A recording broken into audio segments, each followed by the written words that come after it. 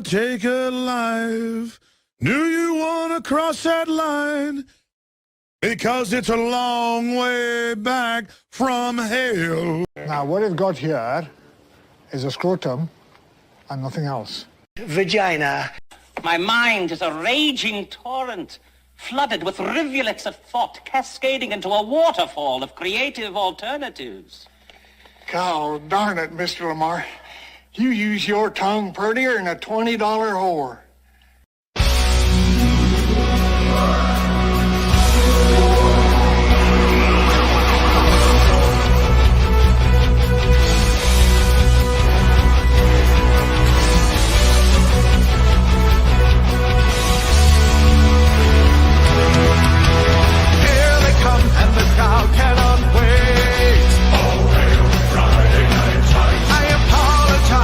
Probably late. Oh, Friday night time. Radical life and highly organized. It's Friday night times, Friday night times. If you're still not offended tonight. Oh, Friday night times. Rest assured that the chances are high.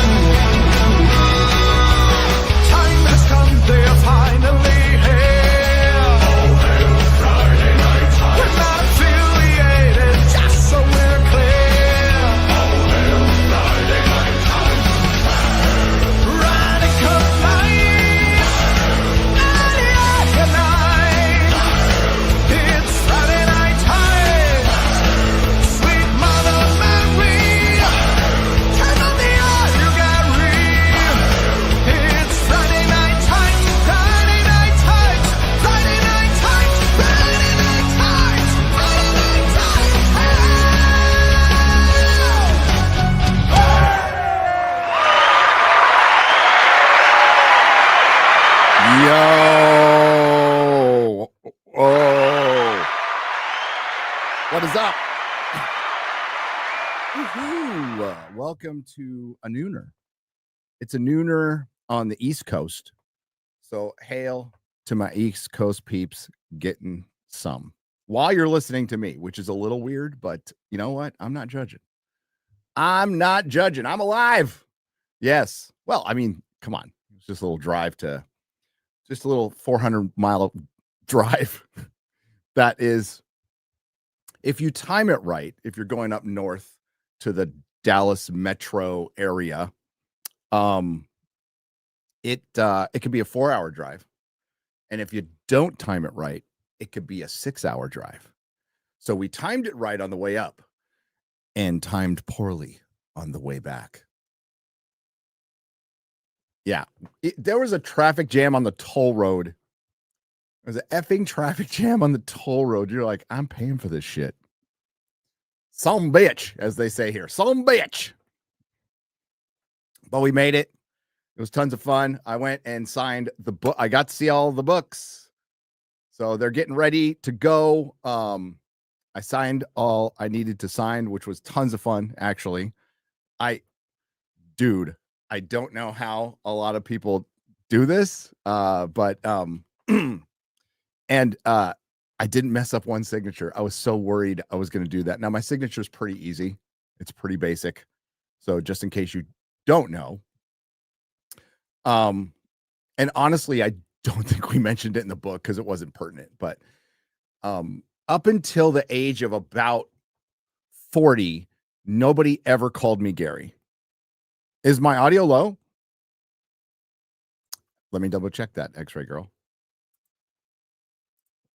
It probably, you know what? I just did a fucking update. And yes, it went down. Thank you, chat, for pointing that out. That should be better. Appreciate you telling me that. Thank you, chat. Okay, where was I? Up until the age of 40, nobody ever called me Gary. So my nickname, as given to me, but because you can't give yourself a nickname. You just can't. It's a little cringe. The nickname given to me, and honestly, it wasn't awesome. It wasn't an awesome nickname, but it's kind of normal within the Beekler family that I was assigned being the official Beak. So that was my nickname. That's what my teachers called me. When they sent me to detention, they said Beak. They would write my name on the board as Beak. All my friends would call me Beak. My parents would call me Beak. Everybody, my sister. So it was really unusual when somebody would go, "Hey, Gary," and they're like, "Who's that?" So I signed. That's how I signed. That's my signature is Beak. Tell that to Meek. Yeah, Meek didn't get to choose that. You chose it for him. That's the way, like, the chat mostly chooses stuff here. I mean, it's just like reality. It's a reflection of reality. I mean, you guys named Friday Night Tights. You guys named the Nooner. Bravo for that. Bravo for that.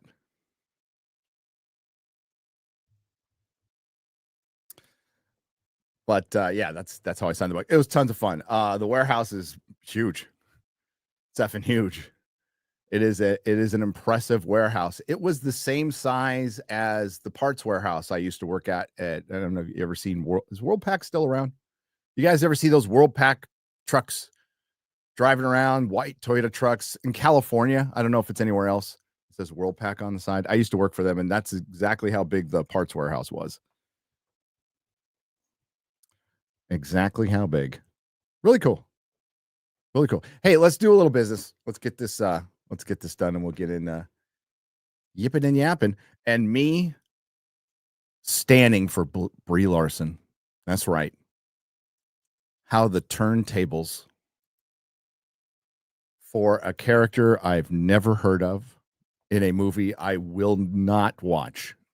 I watched the last one, not going to watch the next one. So we're going to talk about crypto.com. Cryptocurrencies on fire. Is it on fire today, X-Ray Girl? I'm not really sure. You know what's not on fire? Disney stock today. Woo. And here's huge news. Trump Media just signed a massive $6.4 billion deal with Yorkville Acquisition Corp. I almost said Corp. And crypto.com, the crypto platform trusted by millions of users worldwide. They're teaming up to acquire up to $6.4 billion in CRO to establish America's first CRO treasury. Trump Media Group CRO strategy. Once complete, this new company will be the largest publicly traded CRO holder out there. Ready to join the crypto revolution? Head to crypto.com today and be part of the historic move. That's crypto.com. Don't wait for more information on the proposed business combination. Check out Yorkville Acquisition Corp's public filings. Thank you very much. Thank you, Rumble. Thank you, crypto.com, for supporting a show where I'm going to answer questions. Oh, the BBC. Can we start with that? Could you find that article, X-Ray? I don't know how long you're going to be here. But Tim Davie resigning from the BBC is glorious. Glorious. So I guess correct me if I'm wrong, chat. I'm guessing they made a documentary about January 6th. Okay, so January 6th is going to be for the globalist progressive elitists. It's their Watergate. It's their Woodstock. They're going to, like, if you say January 6th, don't be surprised if one of them runs into a corner and vigorously masturbates. So January 6th to me was a giant honeypot trap, whatever you want to fucking call it, that a bunch of people walked right into, right? It was a gay op. It was an op. There was tons of feds there. A woman lost her life. A guard, a police officer, a Capitol police officer, unfortunately lost his life later. But it was that was, for one, remember, initially it was 6 murders. And then it went to a guy had a stroke later, right? Which I'm sorry that happened. And Ashley Babbitt, who has been villainized, was shot in the chest by a coward, and then cheered on by the same people who were wanting to defund the police. You know how this game goes. Fucking sick of all of this shit. But we all know what it was. It was a big fucking trap. But it is going to be, they're going to make documentaries, and then they're going to go in the corner and whack off, and then they're going to whack off while they're making their documentaries. This is their porn. This is globalist, progressive, leftist porn. So I guess they made a doc, and they edited a clip, which I'm sure you've all heard, where Trump was speaking, and they edited in basically saying, fight, we're going to go and fight, which was part of something 50 minutes later. And they do this shit all the time. And they have done this shit all the time. And they've gotten away with it all the time because it's a big club and we are not invited in it. One side pretends to fight the other side, and then they choose the victors. We get this choice of president, which is usually two people between two corrupt parties that once they get there and they'll yell at each other, they all go to fucking lunch with each other and go to their degenerate sex parties or have sex in the Capitol building. Like, it's a big fucking party and we're paying for it. It's a big degenerate party and we're paying for it. Most politicians, I don't care how they got there, it's what Washington turns them into, are pieces of shit and liars and have no intention of helping you or me, only staying in power. I think we already know this. But they've gotten away with this. So they've got one massively egotistical president who they cannot control, who's upsetting the apple cart, who's rocking the boat, and it's freaking their shit out. And I think he's, obviously not an internet lawyer or a lawyer of any kind, although I have been in more courtrooms than most internet lawyers. Now, just a couple, but you know what I mean? And I think, I certainly think he has a case, don't you? And the fact that it's the BBC, who I already don't like because they are state-run media, and they used to be really good. For state-run media, they used to be pretty good. They made some good shows, man. I grew up on that shit. They made my favorite show, Doctor Who. Probably my second favorite show, Top Gear. Top Gear, I think it gets forgotten in this fragmented era that we're in, how fucking big Top Gear was. So I just retweeted a video of Jeremy Clarkson talking about how many weekly viewers they had. Weekly viewers, guys. 350 million. That is the population of the United States. Well, known population. Pretty much. That is fucking insane. And we'll never, ever, ever see anything like that again. And they fucked it up because they didn't like Jeremy Clarkson. And they were waiting to knock him down because they thought it was the brand and it wasn't him. And it was years in the making. Disparu responded to the tweet. I can't remember the video, but there's a great video breaking down like who conspired to do it, why they didn't like it. And they just couldn't come to terms with the fact that the boss of Top Gear was Jeremy Clarkson. He made it go. He was the reason people watched. He was the reason people left and watched Grand Tour. He's the reason people watch Clarkson's Farm. And Andy Willman's involved in that too. He's always been behind the scenes. But yeah. And then they fucked up Doctor Who too. And they took something that they could have fixed easily and decided to press the agenda button and the panic button, same thing, and turn the Doctor into the first female Doctor played by Jodie Whittaker. And it was all downhill from there. Oh, and they also protected a lot of pedos. Did I forget that part? I'm sorry. They protected a lot of pedos, and not just Jimmy Savile. We can go to just a couple of years ago, guys. It's probably not even a couple years ago. Is it a year ago? With their biggest news presenter getting taken down? Maybe it was 2 years ago. You can correct me again if I'm wrong in the chat. You always do. You always do. Inside the BBC meltdown, how a Trump lawsuit and a leaked memo brought down its top brass. A doctored clip, 2 high-profile resignations, and a political crossfire from both sides. THR unpacks the crisis. I'm sure you're going to do it about as unbiasedly as the BBC. THR. The crisis shaking the world's most trusted broadcaster. It is not the world's most trusted broadcaster. Okay. Excuse me. It is one of the biggest and is established, and it has some competition, but the problem is, guys, we don't have any real competition. The BBC doesn't sound any different than MSNBC, CBS News, ABC News, CNN. They're all variations of the same thing. The only one that went off the reservation is Fox News, and they are controlled opposition for the most part. There's a couple really good guys there. Okay. Gutfeld's good. Will Kane is good. Who's the other guy? Is it Jesse or something? Is it Jesse or something? Can't remember. But the other guy, you know what I'm talking about. But they're controlled opposition.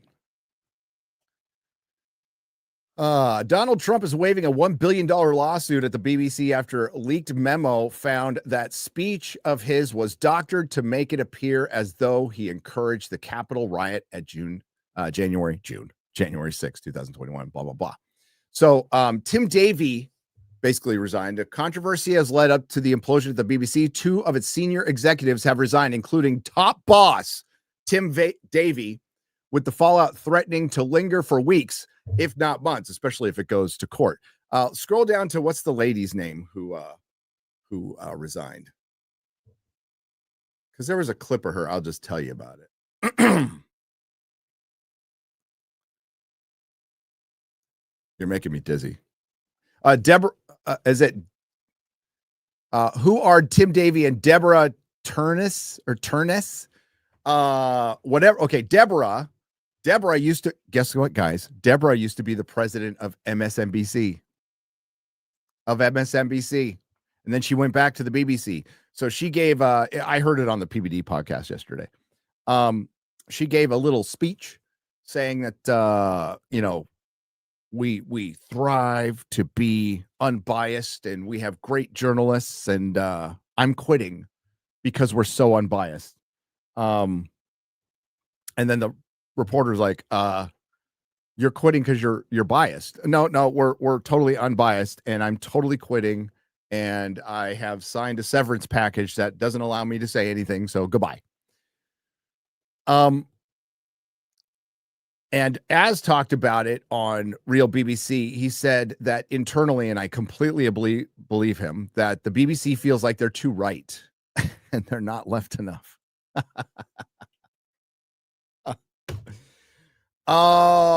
You're seeing a lot of 20th century business models falling apart in this new era that has been disrupted because, despite AI, and I address it in my next video, which will be coming out right after this live stream, pending a thumb, because poor Perry lost his internet due to a snowstorm.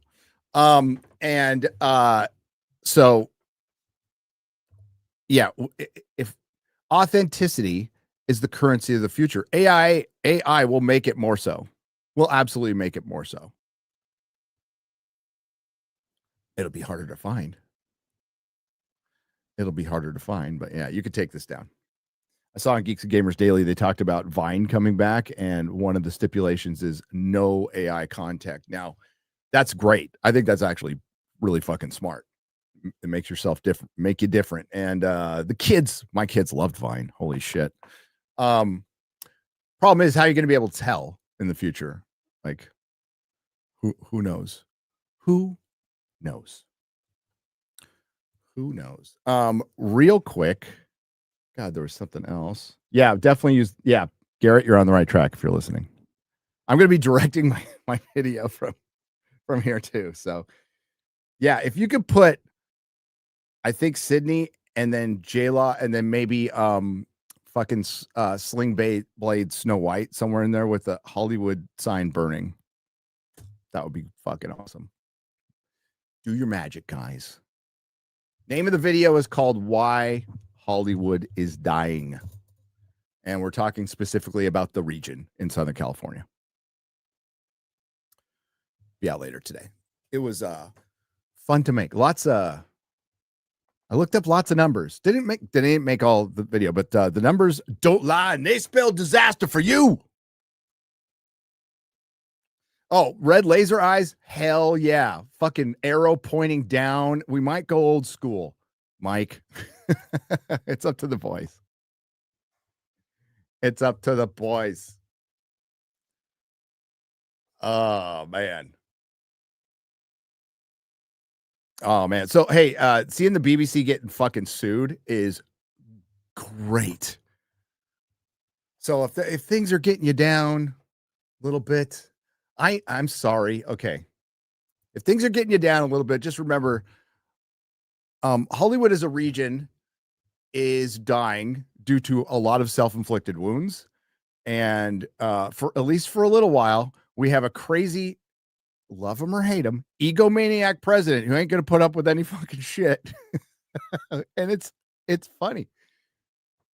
When he first ran in 2016, dude, I'm gonna be real. I'm like, I wanted him to run for the lulls. For the chaos, it would be so much fun, and I knew he would be great in debates, and like they would actually make them entertaining, and it might force people to act and answer some questions. So I'm like, fucking run, yes. I didn't think he was gonna win until later on. I'm like, oh shit, like he's got a chance. Wow. Why don't I talk about the Epstein files? I'd like to see him. I don't know anything about him, though. Other than I'd love to see him and whoever the fuck is on him to the wall. But I'm actually an entertainment channel. So unless there's some entertainment people on the Epstein files, which we think there might be, but I can't. Well, you could certainly speculate all you want in the chat because it's just speculation. You're not stating anything as fact. Real quick. Since we're going to talk about politics, could you pull up, was it Deborah Williams, X-ray girl? Let me check. Gavin Newsom, former assistant. I heard this on the way back yesterday. No, that's an actress. What's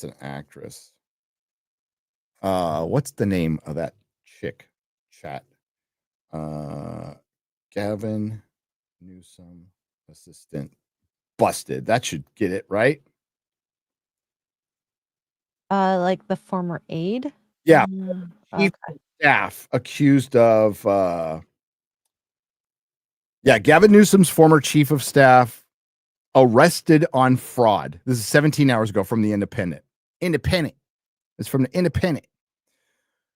Gavin Newsom's former chief of staff arrested on fraud, tax, and obstruction of justice charges. William's son was Newsom's chief of staff until late 2024. Oh shit. I thought it was like back in 2018. Last year. Was she in the Acolyte? Maybe. Okay. So a former top aide to California Governor Gavin Newsom has been indicted on federal charges accused of involvement in a scheme to embezzle campaign funds from former federal health secretary Xavier Becerra. Dana Williamson was arrested and was due to make her initial court appearance in Sacramento on Wednesday. It remains unclear whether she has legal representation to comment on her behalf. The federal indictment names 4 other co-conspirators, alleging that Williamson was part of a scheme alongside Sean McCluskey, who served as Becerra's chief of staff at the time of the alleged misconduct. Becerra, a former California attorney general, appointed health secretary by President Joe Biden, is not implicated in the indictment. Prosecutors claim Williamson and McCluskey established a system to divert approximately $225,000 from Becerra's inactive campaign amount, funneling the money to McCluskey over a period exceeding 2 years. According to the indictment, Williamson began helping McCluskey in April 2022 by using her political consultation company to bill Beccara's campaign account for supported services. Wasn't that? When was the recall? When was the recall? It was 21, right? This might have been after the recall. The money would be sent to McCluskey's wife, or was it 22?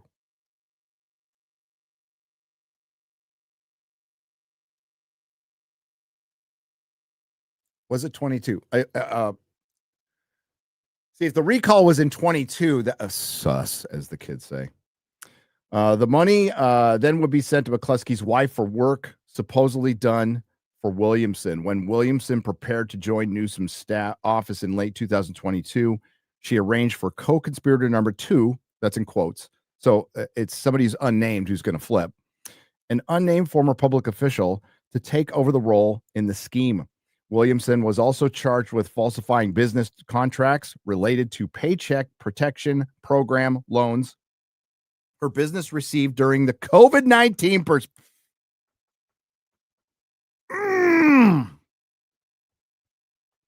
taxpayer money. During the COVID-19 pandemic, she allegedly asked an associate to create a retroactive contract saying her company provided services to his company so she would be eligible for loans and loan forgiveness. The indictment accuses Williamson filing fraudulent tax forms for her business from 2021 to 2023, claiming she has more than $1 million in business deductions, more personal expenses, including luxury handbags, jewelry, private jet travel, vacations in Mexico, installation of a home HVAC system, and several hundred thousands of dollars paid to various relatives for fake jobs. What was I telling you? It's a big fucking party, and we're paying for it. McCluskey signed a plea deal October 30th. Oh, according to court filings, agreeing to plead to one count of conspiracy to commit bank fraud and wire fraud and to pay $225,000. Williamson was Newsom's chief of staff until late 2024. In a statement, a spokesman for the governor said Ms. Williamson no longer serves as the administrator. While we are still learning details of the allegations, the governor expects all public servants to uphold the highest standards of integrity. So, holy shit. Here's what's nothing's going to happen to Gavin Newsom. You can take it down. Nothing's going to happen to him. But I would just like to say, hail equality. Hail equality. Because women can be fall guys too. Well, I don't know what the first thing that hits your brain. First thing that hits my brain is fall guy. She is. There's no way Gavin's personal assistant. There's no way Gavin didn't know any of this stuff was going on. There's no way Gavin is corrupt, in my opinion. Severely corrupt. And he's been a politician for decades, so he's really good at being corrupt, in my opinion. And he's really fucking corrupt. Fuck that. That's a statement of fact from me. Fuck Gavin Newsom. But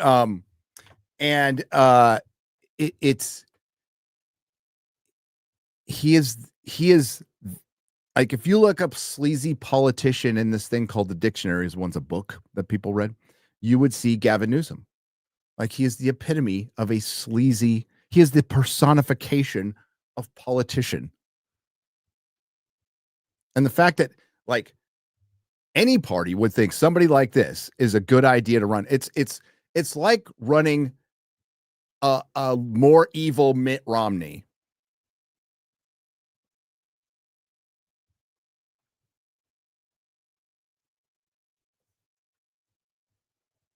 A way more evil Mitt Romney, who was fucking evil too. Fuck him. But yeah, Gavin, nothing's going to happen to Gavin. This is all to protect him. Now, can this be used in a presidential campaign? You would certainly hope so. You would certainly hope so.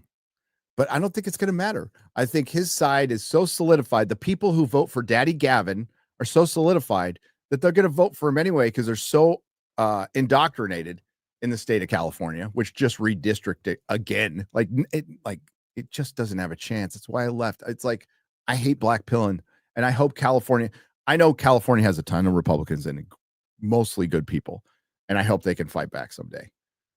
I really do. I really do. But when you lost San Diego, man, that was kind of it. When you lost a fucking military town with 2 huge military bases, you're kind of done. You know, and that's why California needs an electoral college, because it would be a different story. It'd be a different story. I think states with certain size populations should all have an electoral college at this point. Otherwise, you're just going to be like the UK. London decides everything for you.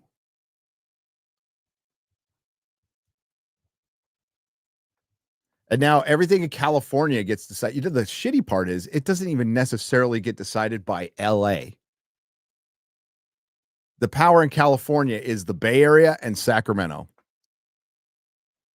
They hate SoCal, and SoCal hates NoCal. Now, NoCal hates SoCal more than SoCal hates NoCal. Like a lot more. So the state should be split up. It never will be, but it should be split up into 3, not just 2, 3. Because there's a whole other northern part, the real Northern California. There's nothing like any of that shit. But there you go. Future presidential candidate Gavin Newsom, his personal assistant from just a year ago, is going down. And I wonder if she's going to sing. God, I hope so. God, I hope so. Just for the entertainment. And the Austin area is NewCal. Manuel, you're not wrong, buddy. You are not wrong. That's exactly why I didn't move there. And I knew that before I went there. I heard it was really cool back in the day. And I went there many, many, many years ago. And I guess it was kind of cool. But when I went to go to the comedy mothership to see Joe Rogan and Dave Chappelle, which was awesome. When I was waiting in line, I'm like, this looks exactly like San Francisco, except it's flat. Same smell of urine in the air, pot smoke everywhere, homeless people meandering around, and a bunch of white people partying all around it in like some bar district or whatever. I'm like, yeah, it's fucking San Francisco. I picked really the most boring part I could. The more boring, the better. But the thing is, like, y'all are right. Like, you can't flee forever. You need to fortify where you are. So that's why I'm glad Texas redistrict. And the next thing they need to deal with is all the unopposed Democratic judges running in this fucking state. By the way, hail Brandon Herrera. Vote for him, Texas 23. My wife's going to get involved in the campaign, helping him out. Not that he needs it, but we want to help. Yeah, California government's completely corrupt. Most government's completely corrupt. Period. Most government's completely corrupt. It is not the domain of the left. The right is massively corrupt too. And that's what, well, many of you saw. That's why they were fighting Trump. Like the one chance they had to win. And they're like, no. Why would they say that? Because, I mean, belief-wise, a lot of them were more conservative than Trump. But it wasn't because of that. It was because, oh, he's gonna disrupt the game. Our party, where 85-year-old senators can get coked up and have degenerate parties with their 19-year-old assistants on a regular basis. And their mistresses and da-da-da. Hell, Tony Gonzalez has a bit of a mistress problem here in Texas. Well, not so much. It's very sad, really. But yeah, look into that. Woo. All right. And then briefly, before we get to, so square up, we keep the super chats.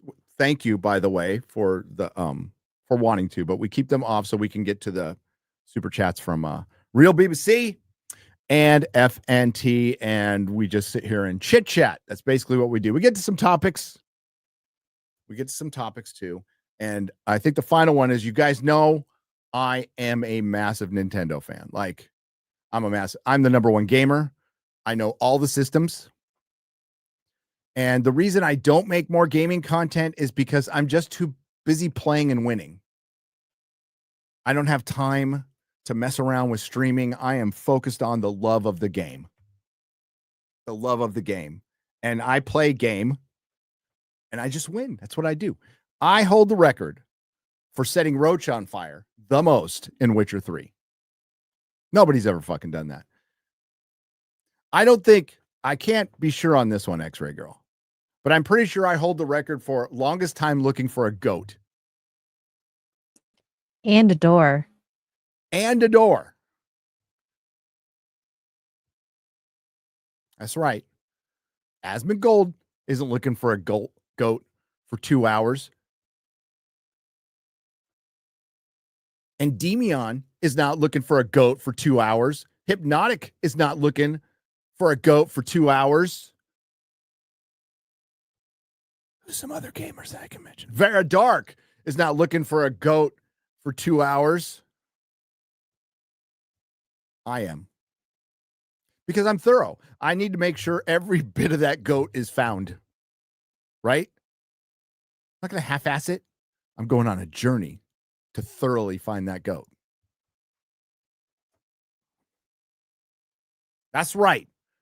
So, as you know, I know every character in Mario. And our girl, Brie Larson, is going to be voicing a character in Mario, and she was ruthlessly, unsolicitedly, is that a fucking word? She was ruthlessly attacked by Grace Randolph. And I am not going to sit or stand for it. You know, Brie, we had our time. We did. She said some stupid shit back in 2018. She starred in a $1 billion movie that was sandwiched between two of the most anticipated superhero films of all time. And she was in the biggest Marvel flop. But you know what? Being real here, ever since 2018, she hasn't said shit. As a matter of fact, I believe she has recognized that she was used by the media and by Disney to gaslight fans and probably didn't like it very much. Only criticism I've had is she's woefully miscast as Carol Danvers, who was a popular character in Marvel Comics when she was Miss Marvel. I think Katie Sackhoff would have been 1,000 times better. But you know what? Time has passed. Water under the bridge. And Brie is a Nintendo fan, and she gets called out by Grace. Now, guys, I thought all women stick together. What the fuck?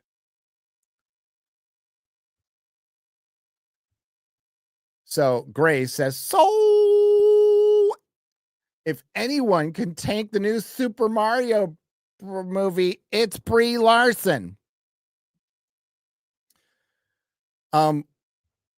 Just to let you guys know, despite the AI revolution and everybody telling you the sky is falling with YouTube, if you ever want to get into content creation, you feel like, gosh, dang it, I'm just not good enough. Remember, Grace Randolph has almost 1 million subscribers on this platform, and she is a bad take machine.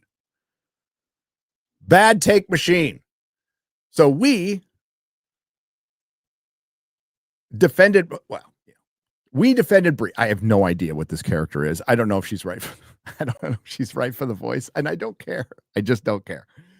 But we defended Brie, and then Grace had to distance herself. Did you find that tweet? Grace had to distance herself a little bit. And then retweet. Did she really retweet herself? There's a lot of that going on. Yeah. Okay, here we go. So, hate channels are a scourge on entertainment and the industry. But this idea that therefore can't say anything negative when there's plenty of evidence to back it up is insane. Isn't it, Grace? I totally agree. Huh. I just spent all last week defending Elle Fanning and Predator and got a ton of hate for defending Barbie. Will Super Mario's 2 be a huge success? Almost certainly. But Brie Larson has a history of making comments on press junkets, not really recently, Grace, tours except that are not helpful and turn off the audience.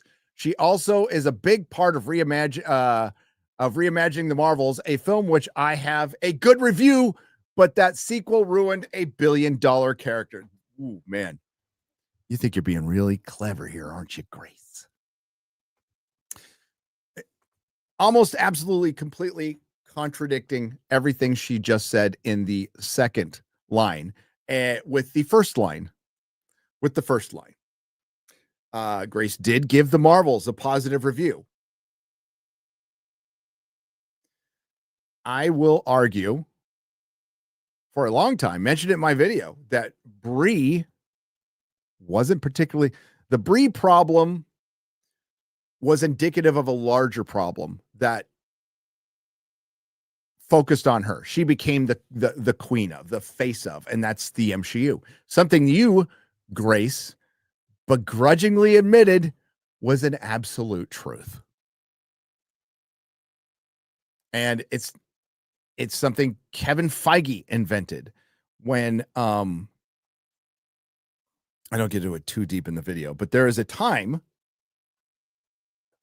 I mentioned in the video, there is a time when things went from, we've always known Hollywood is left, we've always known they're progressive, we've always known what side of the aisle they're on, but for the most part, most of them understood it's a business, and also they didn't have this irrational hate of the other side. They would argue, think they're stupid, but it was prior to the everybody's a Nazi time.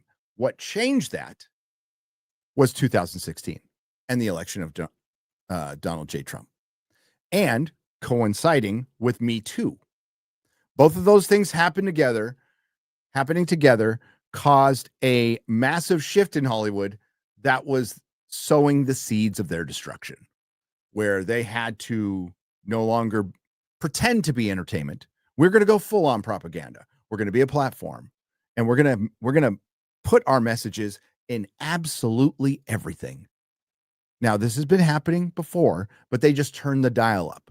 But we're going to put it in commercials, corporate advertisements. We're going to put it in sports. We're going to put it in everywhere we could. In Star Wars movies, Star Trek TV shows, Doctor Who TV shows. It's going to be everywhere. And that's where the change happened. And it was very unnatural. Usually when things progress, they progress naturally, which things we're doing.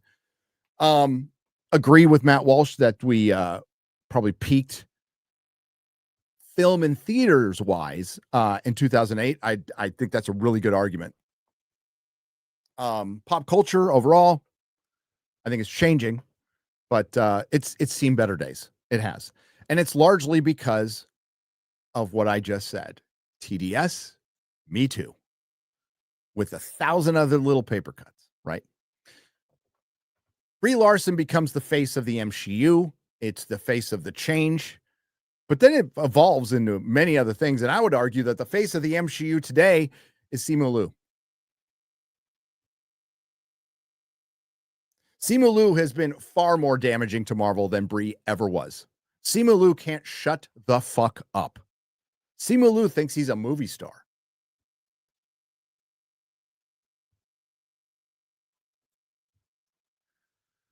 So trying to put the Marvels failing was Nia DaCosta, and then putting Kamala Khan, Monica Rambeau, and Captain Marvel in a movie. If you would have put Captain Marvel with Doctor Strange, or if you would have introduced Richard Rider Nova, something, it probably would have done better. A little better. I'm not saying it's going to be a hit, but I don't think it's Marvel's biggest flop. You also, if you got a better director and didn't cast one, you didn't cast black female director. We're going to find out where her follow-up movie is with 28 years later, the Bone something or other, Bone Temple, next January, I believe. But it's the Marvels failed because it was a piece of shit. Nobody really liked Captain Marvel in the first place. It should have never gotten a sequel. And if you were going to do a sequel, you should have really leaned into like Jim Starlin lore. There was a way to make it work, and they did the opposite. And I mean work as we might not lose $200 million. We might only lose $20 million. But the brand damage went on and on and on, and it went well beyond Brie. Well beyond Brie.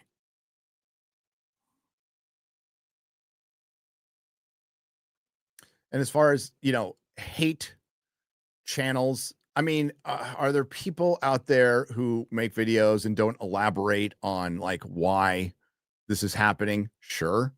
But the vast majority of channels will give you their reasons why. Will state, this is why I don't like this. I think it's very important to cite, like I got this from an article. I got this from an interview. I think it's very important to cite these things and give reasons why you dislike the change. I think a really good measured person out there who covers this is Paul Chato, who's got a lot of experience in TV. And I doubt Grace listens to any of it. I used to watch a little bit of Grace and listen, a person's voice is a person's voice, so she can't help it. It's not pleasant on the ears. When we did the EFAP for the Suicide Squad, that was some of the funniest shit I've ever streamed. Just being part of it, not saying I was funny, but just being a part of it. It was fucking. Go back and watch that episode. That was like an all-time moment for me in streaming. When Grace is clearly obsessing over John Cena's tidy whities. And when she made the statement that Starro killed too many diverse people, I'm like, it's not a serious person. This is a person who's probably lived in Manhattan all their life and never left. I met a lot of San Franciscans like that. The downtown San Francisco, I believe, is 7 square miles, like the downtown portion, not the whole city. And there are many, many, many, many people who do not know how to drive and who have never left that area ever in their entire lives. Blew my mind when I saw when I met Brian Hibbs, the owner of the comic shop Comics Experience, and he might have been consciously the first Californian I've ever met who didn't know how to drive. I'm like, what? You don't know how to drive? Your wife drives you around? Yeah, it was weird. It was weird.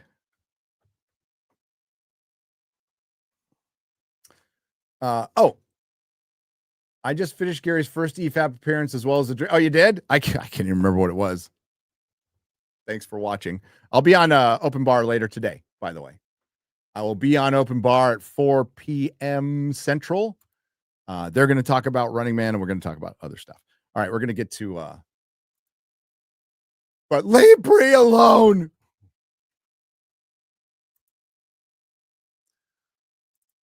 I had it up here, X-Ray Girl, and then I got rid of it. What's my problem? Oh, what's going on with this new effing? So anybody notice? I'm sure you did. Anybody notice the change with the X chat?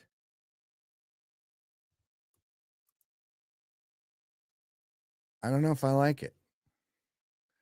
I don't like change. Where'd it go? Here we go. We will start with Real BBC. Since it was just wait, no, there we go. Since it was just day before yesterday. Gosh dang, these days are bleeding into each other. Yeah, I had to get that book signed before I took off to Egypt. So I think the books have all been signed and they need to wait for certificates. And then once they get the certificates, I don't hope I'm not speaking out of turn here, but they start getting shipped off. And then more details on to come on like when you can get it at Amazon and Barnes and Noble later on, if you want. But thank you to everybody who supported the pre-sale, and we're super stoked. And I hope I don't enjoy the book. I mean, you certainly can have some laughs at my expense, like a ton, because basically it's like how I am retarded.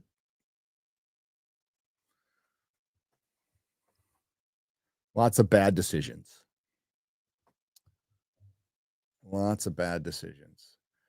Thanks for Nick Friedis for having me on. And he put that up public, and you guys said you liked it. So thank you. Really appreciate that. All right, let's start with oh my God, we're still talking about the Predator. My goodness. That's right. The Predator, which I actually talk about in my video a little bit. Sorry. I have to do the video thing too, so I'll be keeping an eye on that. So thanks for being here. Appreciate you. Oh my God, you know what? I suck. Hang on. We got to say hello to everybody. I forgot to do that. Shame on me. Motion Picture Picasso, Dick Dickstein, English Batchers, Mr. Shenanigans, welcome. Matiasowski, Robert. What's the okay? Is it Robert? Hello, Malu. Methinks, Mexi Rage, Michael Boryuke, Lady Aaron D, Manuel Cooper, Bubba Doom, Smooth the DJ at his wrench, Thirpt, Virillis, core member, you son of a bitch, Wayward Culture, Freddie York, Hertz Donut, Hector, the Omnimaster, Uncle Remus, Twisted Clown, William Money. Core members all, yay. You fucking bastard, dude. Matthew Hammond, hello. Welcome to the show, everybody. Let's get to your questions. I'm going to have to blow this up a little bit, actually, girl, because I'm blind as fuck. The vision's not getting any better. Neither is the hearing. That's bugging me a little bit. Gotta go to the doctor about that. Jolly Roger for $3 says, have you seen Daily Wire's trailer for their new TV show? It looks very good. Medieval fantasy type. It's called The Pendragon Cycle, Rise of the Merlin. It is chapter 1 of the King Arthur saga. Check it out. I have seen it. And fucking fan. I listen. Would it kill us to have some good fantasy? I know Night of the Seven Kingdoms is coming.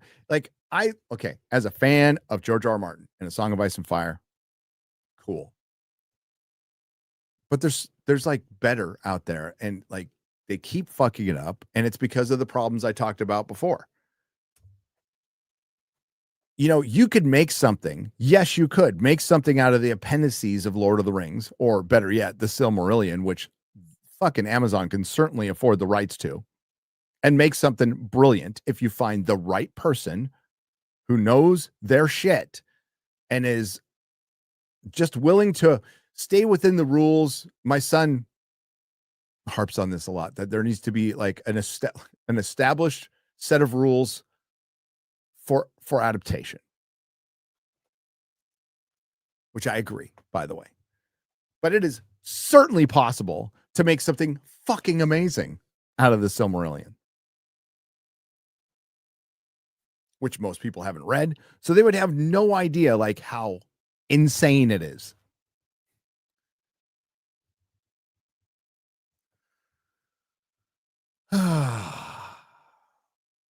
Does HBO still hate white people? Probably. I'm guessing. Brandon 698 for $2. The team is waiting for you to hand. The team is waiting for your hand to cramp. It didn't until the drive home. My hand cramped on the drive home, and then all of a sudden it's like, I'm like, son of a bitch. JB24 for 2 Canadian pesos. So will V Vendetta be a space epic like Guardians of the Galaxy? Yeah. You want to talk about the most on the nose fucking decision? A V for Vendetta TV series, which I guess is possible, but for one, good luck beating the movie. Pretty fucking good. And it would just get long drawn out and boring. And yeah. And a Jimmy Olsen show. Yeah, this thing is fucking cooked. It's cooked. So we're going to get, before Batman and Wonder Woman and Flash, we're going to get Gorilla Grodd, Clayface, a Jimmy Olsen solo show after Peacemaker, after Creature Commandos. And then there's a Supergirl movie. It's like, what are you doing?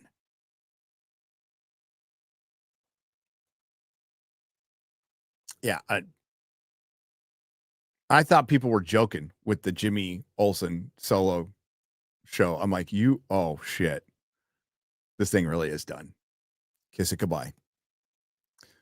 Not even the V for Vendetta show. It's on the nose, but like, okay, that makes sense. Superman's pal, Jimmy Olsen. They're probably not even going to call it that, which they should. And yes, he had a solo comic in like the 50s and 60s that was pretty successful. Establish your fucking universe first. Came at the right time. Take that how you will, says Steven Johansson for $2. Well, I'm sure ladies, he came at the right time. Jeff Greer for $10. Did any of you ever review Penny Dreadful or Marco Polo? Yes, we, back in the day, I'm pretty sure we did Penny Dreadful. Let me check. I know I watched it.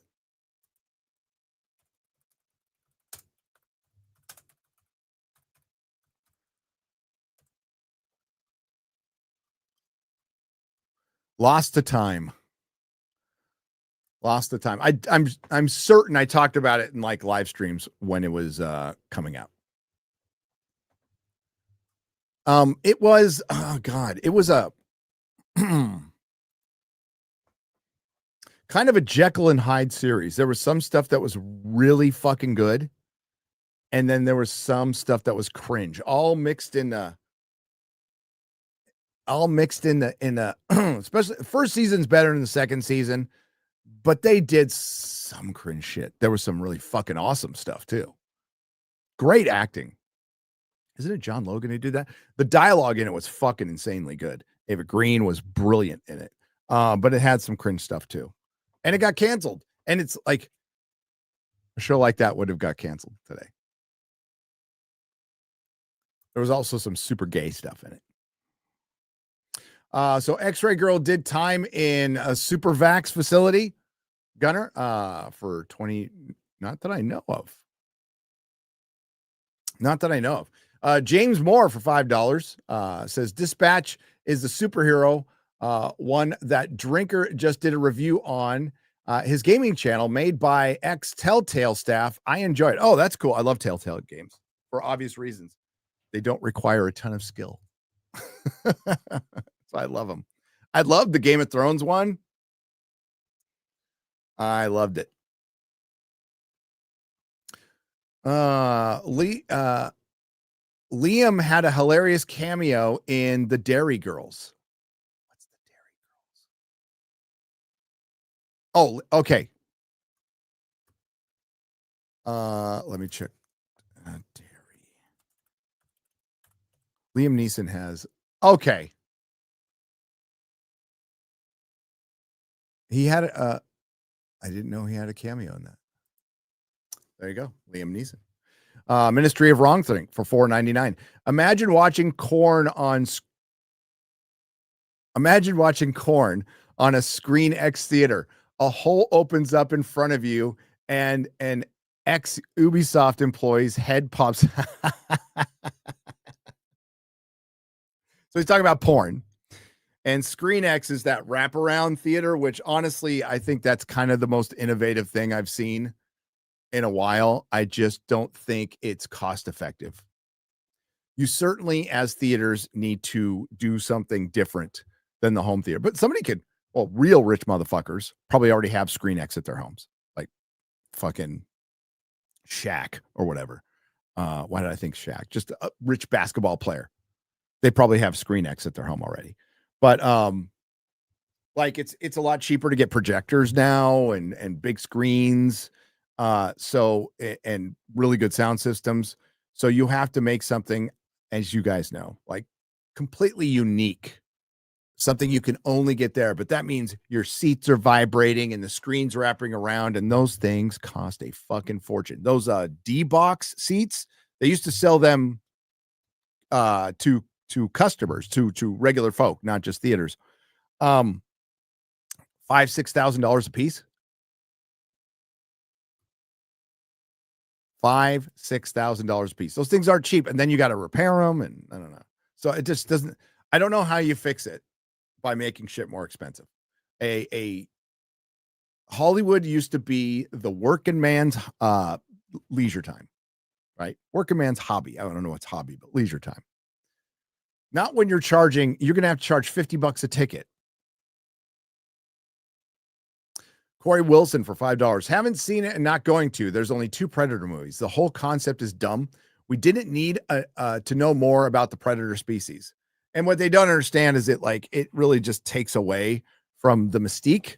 And once you start ruining the mystique, you ruin the legacy. I mean, it's not like Disney doesn't have priors in doing that.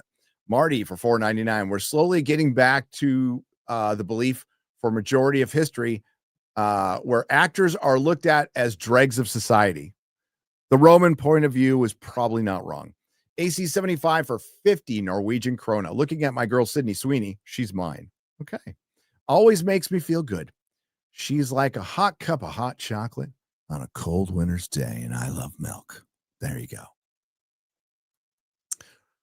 go. Realistic Delinquent for $2.79 says, remember them this Veterans/Remembrance Day. Yes, and we did.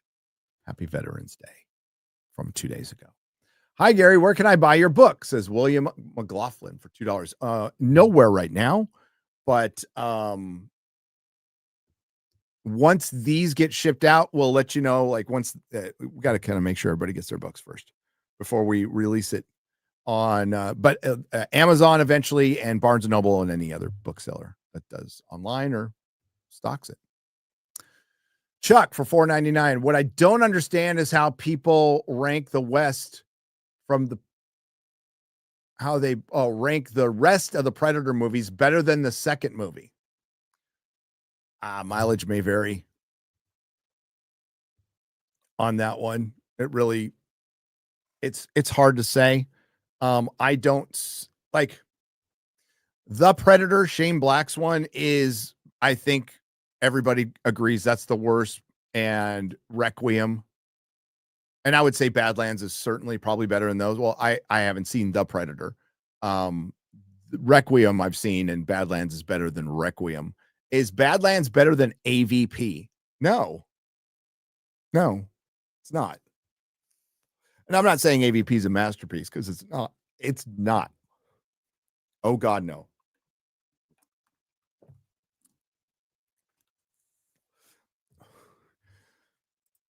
And I don't think the Badlands is the worst movie of the year at all. I just think it's nothing. Like, it doesn't register for me either way. And it's really indicative of the type of movie we've gotten this year. And I think Perry released a daily what we talked about on Real BBC, which was we're all fighting over slop. I mean, to the people who like it, I think the general consensus is, it's not high art and cinema. I'm just going to the movie to have fun, and I had fun. Good. And I can see how people would feel that way. I can. Totally. And understand it and respect it. And that's groovy. It's better than Tron. Fucking Tron sucked. But people like Tron. But I don't think any of us can argue that these are movies that are within the 4 to 6, maybe 7, but that's pushing it, range. Most of them are. From Fantastic Four to Thunderbolts to Tron to Superman to Predator Badlands to pretty much every fucking blockbuster that's come out this year, specifically when it's brand related, right? That's pretty much where it's at. It's very risk averse, safe corporate product. And it ain't going to help the movie theaters. It's not moving the needle. It's not pushing anything forward. A $40 million. Dude, if Predator runs away and gets $400 million at the box office this year, it's not going to help. It's a drop in the bucket. I mean, individually, the movie will profit, and that's great. But it's not going to help movie theaters. It's not going to help your industry overall. And this is a system that had symmetry back in the day, particularly back when DVD and Blu-ray were around before streaming. It was release a movie in theater, wait a little while, make it available for rental, wait a little while, then make it available for purchase, and then put it on TV and license it and make a shit ton of money on ads. So it was a system that fucking worked. And they were making more money from the home entertainment than film for the longest time. And they broke that model. And now they're trying to get it back with ads on streaming, which is only going to go so far. And here we are. We are at the end stage, old traditional Hollywood.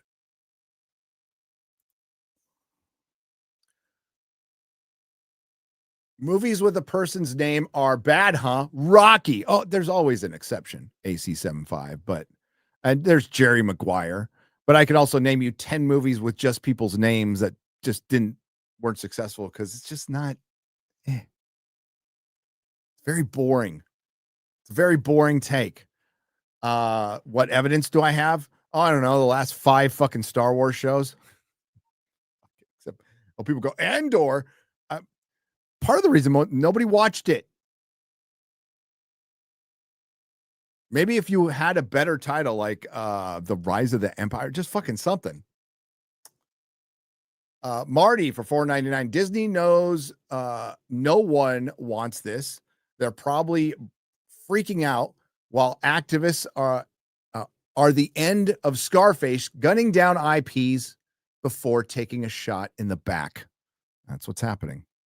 James Black for $5. Stargate and Firefly originally aired on Fox. They did. Fox, the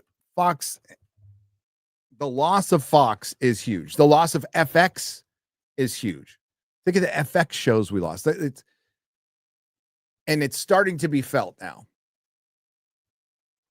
Wait till Shogun Season 2 comes out and you see a full-on Disney Shogun Season 2. Remember, Predator Prey was conceived at Fox.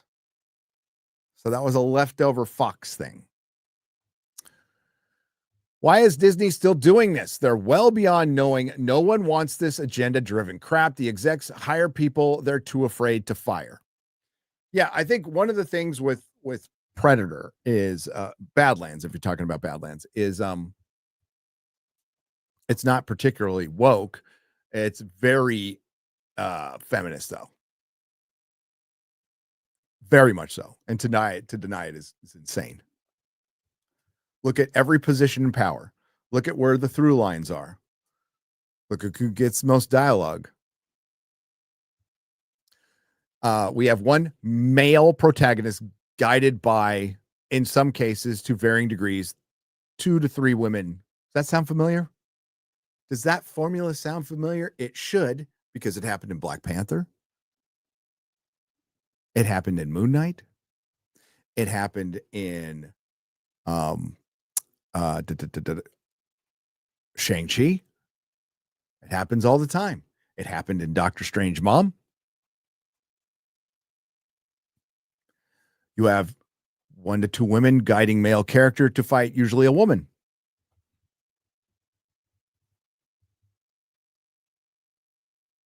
Anti-masculinity. Rayston Majeur for $5 says, Dad goes invisible, blocks body heat. Don't they make heat? Don't they see heat? Yes. Never tell me the odds for $10. We need the ultimate crossover with Jason, Freddy, Alien, and Predator. Call it Predator versus Jalian. Nate Scott for $5. You guys are just describing the ultimate showdown music video and song. There we go. Axel Foley for $5, 5 Australian dollars. Is there a good movie that made you feel something that wasn't intended? Return to Oz, Aliens. For me, it was Labyrinth. Creeped me out the first time I saw it. You mean feel something like creeped out? That it wasn't supposed to be a creepy movie? Yes, very much so. Because I was taken to it too young. I saw my sister took me to the Who's Tommy, the movie version. Got PTSD from that movie. It took me a couple of days to get through the EFAP video of Predator Midlands. I thought it was just a mid movie, but the last hour shifting my opinion to knowing it is shit. I'll never watch it. They just ask questions. The boys pose questions. That's it. Guys, I'm upset. On an unrelated note, Doctor Who has been pulled off of HBO, and now all of it's behind the paywall on Amazon. Is that true? Well, let me double check this. Did they hang on?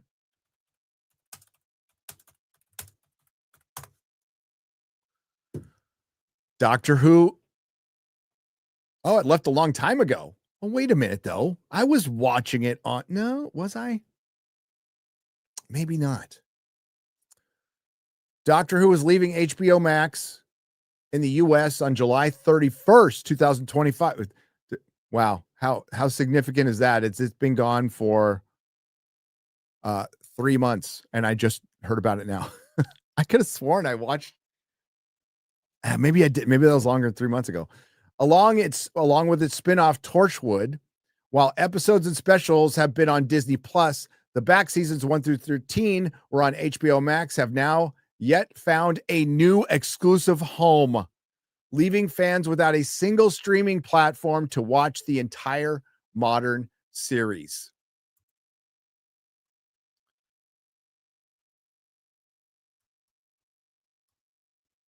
Now, is that true? I'm going off of here. Let me double check this.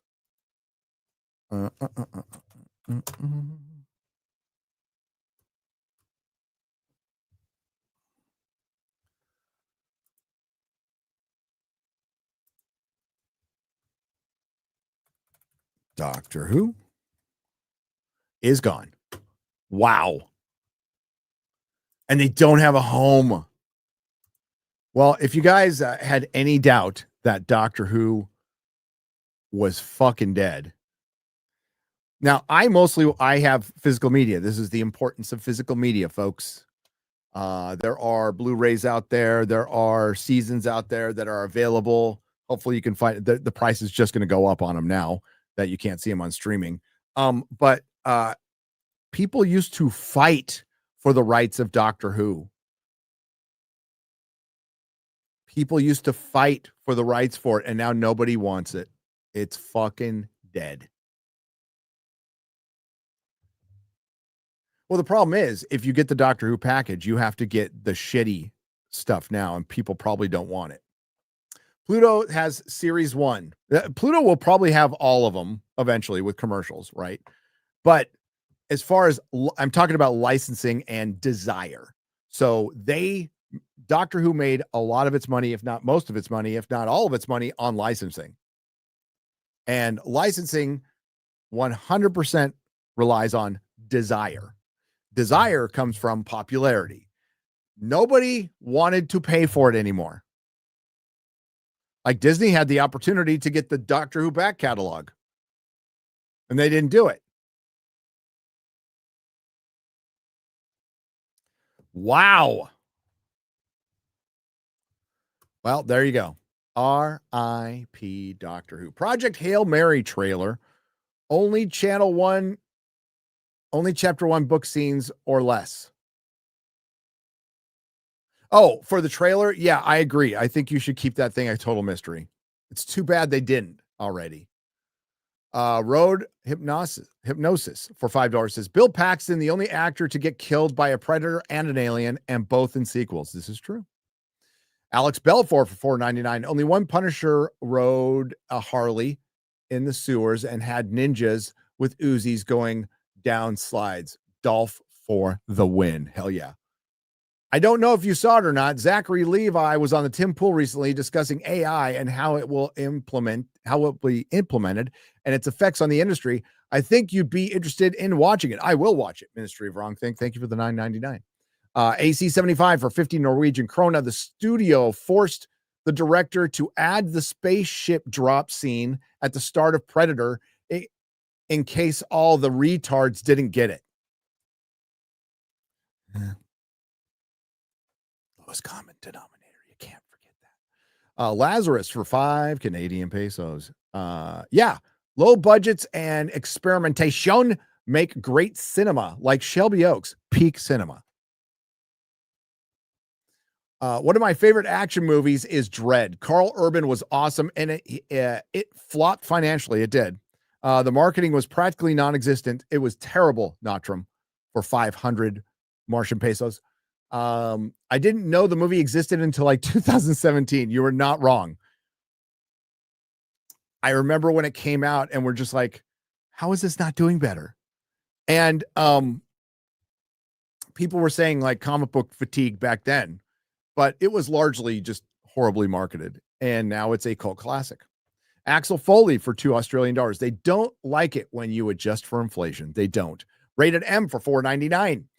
For a second, I thought Molly was off handling the heathen that AI'd the critical drinker voice on the Jaded Historian channel. Anyone know any more about that? I did a live stream on it. Is that video still up, X-Ray Girl? Which video? I don't know. Here, I'll look real quick. Dude, I ate my stomach's growling. I need a snack. Let's see.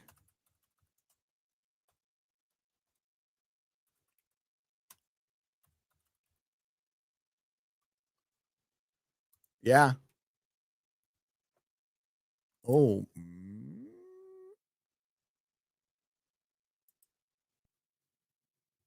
No, it's still up. Well, remember on that stream, guys, when I said, well, we'll know YouTube's attitude towards it if it stays up? You have your answer. It is still there. It is still there. You have your answer. Today is my name day, 49. You guys have a good day. Cannibal the Dragon, happy name day. I miss the 80s. There were so many good movies. There were King Dude for 1999. Go look at any release schedule from films from 1980 to 2008, shall we say, and then compare it to the last 5 years. It's depressing. The Book of Grudges for $9.99. They cope and seethe and piss and shit, saying the corpo slop didn't flop. Meanwhile, I see a metric ton of articles everywhere I look trumpeting that Sydney Sweeney's Christie flopped. I wonder why. Exactly. And it did flop. And we talked about it on the show. And it flopped because it's a biopic. It's an Oscar pick that should have cost $5 million and gone into art houses. It shouldn't have gone into wide release and cost $30 million. Of course, it's going to fucking flop. Also, for the Redditors out there, who were calling me out for not supporting my girl at the theater, it's my fault that Christie flopped because I didn't go. I don't go to biopics for the most part. And the reason people didn't rally behind the darling Sydney Sweeney is because it's still a fucking Hollywood movie.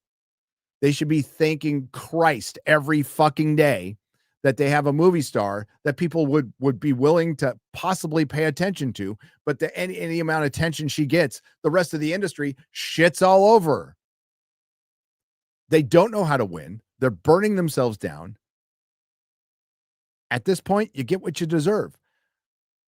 Sydney Sweeney's single movie that they, of course, will run at, like, they fucking white knight for every fucking movie except for this one, because they pick and choose, because it's all political with these assholes. And we finally have recognized that, and they took their mask off a long time ago.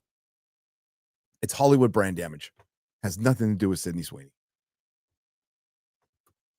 And, you know, she also put on 30 pounds for the role. Like, I hope she gets nominated for an award, but she gets her tits out, that movie's making his money back. Just being real. Anthony Hopkins was on Armchair Experts. It was a lovely chat about him and his AA journey. He's also charming, worth a watch. It'll be sad when we lose him. We'll never lose him. Rated M. Anthony Hopkins is a fucking legend. He's my favorite living actor. And yes, he is a friend of Bill. He is a friend of Bill. Also, I mean, definitely, so watch the Armchair Experts. I'm going to watch that. Also watch Charlie Sheen's documentary on Netflix if you haven't. It's fucking great. It's great. Notrum for 300 Martian pesos. Gary, happy Veterans Day to you guys in America, to the lads in the UK, and happy Remembrance Day. And we cannot forget them. My dad was a veteran. Melissa's dad. My wife was a veteran. Both gone now. Hail to the vets. AC 75 for 50 Swedish krona. Yo, I can give Grace the D. Yeah, boy. A man's got to do what a man's got to do. Bro, anyone got her number? Tell her it's Ragnar. The Coochie Slayer. It's Ragnar, the Coochie Slayer. Grace Randolph, the predator on the one night stand wrong. Hole. From Nathan Cassidy. Snacks for $5 says, so I saw Badlands. I said, gee, this movie sucks. Gee, this movie sucks. The one other person asked why I said it twice. I said, I didn't. It was the echo. Hey, it's bringing in the dollars, though. But what happened to survive until 25? Gary says, Sly Rye 1102. That is a good question. I actually bring that up in my video. I don't know if I kept that clip in, though. I don't think I did. It went from, I'm pretty sure I kept it out. So I was going to say it went, and I totally plagiarized this from Twitter. So it went from survive until 25 to survive 25 to next year where it will be Hollywood will suck your dicks if you come out to the movies in 26. I don't even think that'll help, to be honest with you.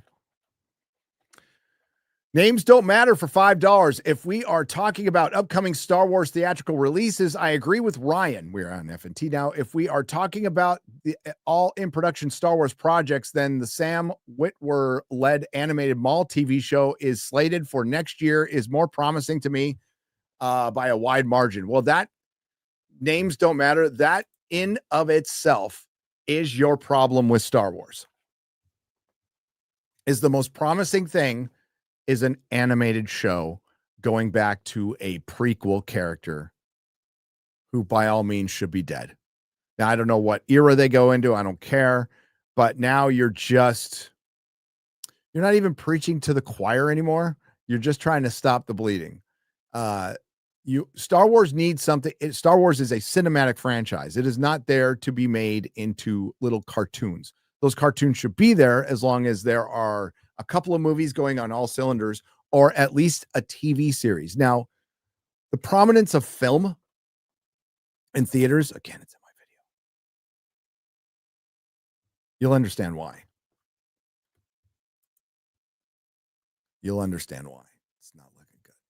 Bullseye 023 for $5. Someone should make a supercut. That removes Elle Fanning from the movie. Daniel Moore for $5. All these people saying the movie is gay. I know them a real predator. The movie's not gay. Like, it's not. It's not. And as soon as I heard that from the Hollywood Reporter, I knew exactly what they were coming from. Okay, so it is this, of course, hashtag not all. People still say that. But I have to give the caveat, not all gay people, but online, terminally online, alphabet community folk, due to their clinical insecurity, need everything to be gay. And they need everything to be gay so they can feel better about themselves instead of just feeling better about themselves. So they'll imprint and project the craziest shit. So the whole concept of a runt of the litter, for one, you're calling all gay people the runt of the litter. Even if you're a gay person, like, you don't make the correlation there. So, but feeling like the whole runt of the litter being ostracized by family, and then the found family. That's the important part. The found family. They believe that is the domain of the alphabet community instead of the human condition of feeling like an outsider, not living up to our parents and all that stuff. A lifelong story that goes back to cavemen. So that's where that comes from. That's where that comes from. And it is it stolen valor? No, but the gay people are just a part of nerddom, not all of nerddom. They are just a facet of nerddom. And everybody throughout their life has felt like that, has felt like an outsider and been lonely and felt ostracized and felt picked on. It's called life. It's called life. It is not queer coded. Zippity Doodah for $20 says, I'm officially 1 year away from Medicare. Do you have to be a certain age?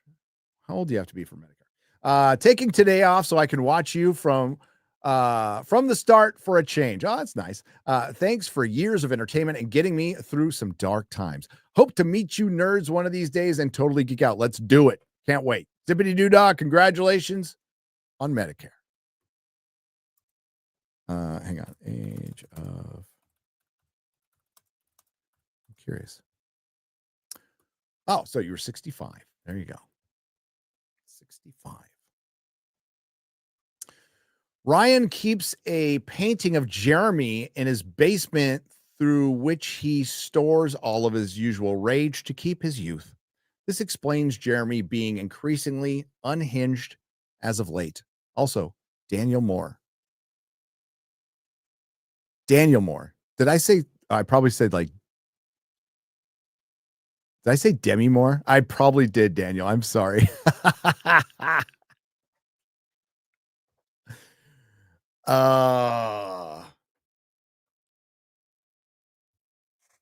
Jeremy's a force of nature. Okay.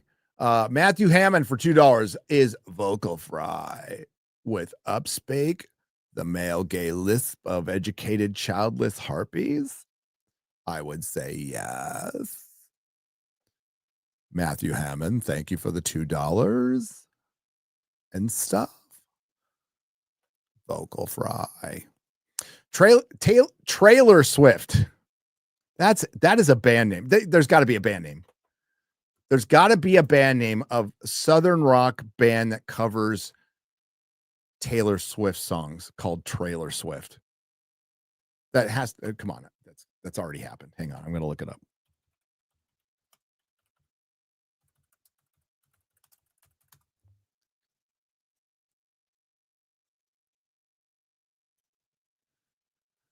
I think we found it.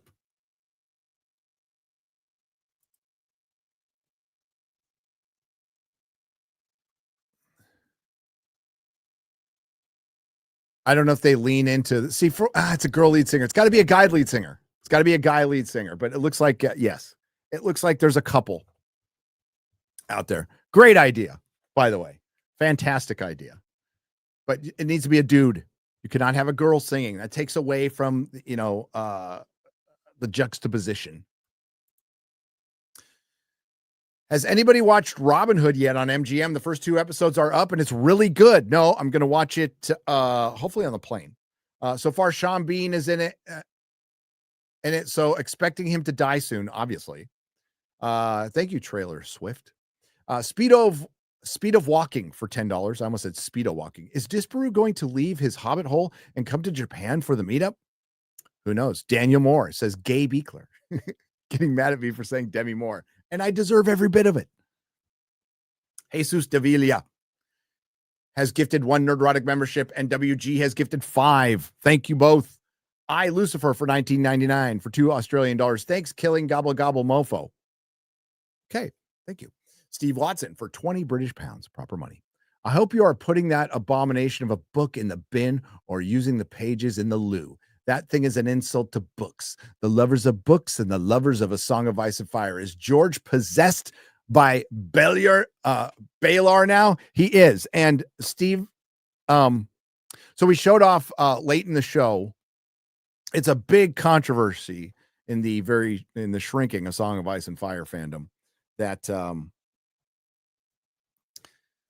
George just put out for the 20th anniversary and an illustrated version of A Feast for Crows, and it pretty much looks like they used AI art. Do I know? Am I 100% certain? No, but it pretty much looks like it. And George is suing an AI company, which is funny. I don't think George would have allowed this. I don't think he had a lot of creative control, but I'm not going to give him any excuses. You published it under your name, and it is so low effort and terrible. I almost tossed in the bin. I'm probably going to return it.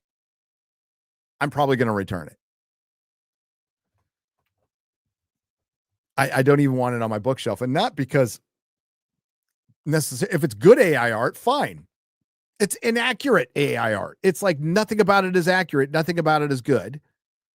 It's shit. And it just shows like how much he doesn't give a fuck anymore. And he's just trying to squeeze every penny out of the fans he can get while he continues not to write the story they want and have fun instead of being, and I've never said he has to finish the book. I wish he would. What he has to do, what he owes the fans is the truth, is honesty. That's what he owes the fans. If he can't finish, to just fucking say you can't finish. Come to terms with it and say you can't finish. And people will go, well, that sucks, but I understand. It's late in life. You want to enjoy your life. I get that. I truly do. The very cynical side of me says that there's part of him that probably believes he can finish. But the truth of the matter is, if he says he can't finish, the money train stops. It does. And that will affect certain things. Will it affect the shows? Not the ones out so much. Any future book sales, anything else? I'm sure there'll be lore channels. There'll be what if channels for the rest of the time. But as far as it being in the zeitgeist, it ends that minute. The minute he says, I can't finish, because there's still that little kernel of hope out there. And they know that little kernel of hope equals dollars. Just be honest, George. That's all. Chad Admiral Thrawn for $2. Speaking of toys, you see the Hot Toys Grievous. I have yet to see it, and I'm going to be real. I don't buy Star Wars stuff. Wasn't the biggest fan of Grievous. Vlad Evans for $10 says, does any of you have a comic book or book that they'd like to see adapted into a series or movie, or even a 2 or 3 part episode movie that hasn't been done? It would be really fun to see We 3 adapted in another reality, but We 3 from Grant Morrison. Little 3-issue comic book, and it's basically Homeward Bound meets the Terminator. And I made that comparison with Predator Badlands, but it's actually really good. A little heartbreaking. Be rough for a lot of people, especially the people who hated to see what was done to the CGI animals in Guardians of the Galaxy 3. But it's basically a dog, a rabbit, and a cat who were experimented on and basically became weapons, are freed from a lab and just want to get home to their owners. Love it. Spear of Thought for $5. Have you all read The Expanse? Yes. Reading for the first time, and I'm loving it. How is the TV adaptation? It's like the book adaptation, Spear of Thought. Starts out fucking great. Like 10 out of 10. Great. It fades a little bit. I'd say the book series rallied at the end, but I am not a fan of books. What is it? 7 and 8.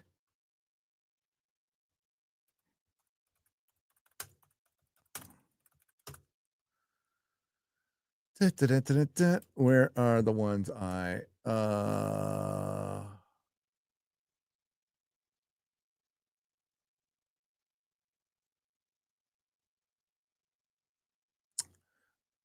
no, 6 and 7, sorry. 6 and 7. So Babylon's Ashes and Persepolis Rising, not good. Not good. My favorite book is Nemesis Games, the 5th one, and the first one, Leviathan Wakes. Then it gets off the rails a little bit. 30-year time jump, a little nuts. But yeah, 6 and 7 were kind of trash. 8 rallies. 8 definitely rallies. And isn't it crazy? 6 and 7 came out right around 2017, 18, when everything was I couldn't get one pat. Babylon's Ashes, dude, is some commie gobbledygook. Okay, I'm just gonna come out and say it. They have yeah, I'm not gonna ruin it for them. It's fucking insane.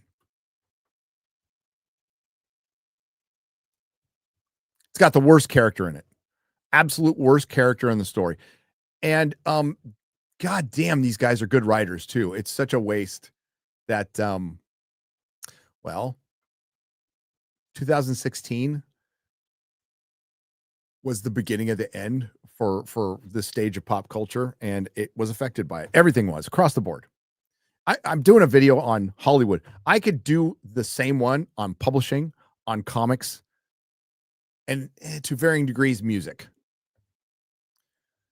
Music, you'd have to change the timetable a little bit. But when it comes to books, especially like we're talking genre, fantasy, sci-fi, and comic books, same thing. Fucking exact same thing. And gaming, of course, gaming. Somebody else should probably do that video. But and gaming, 100%. All were affected at the same time across the board. Weird coincidence, right?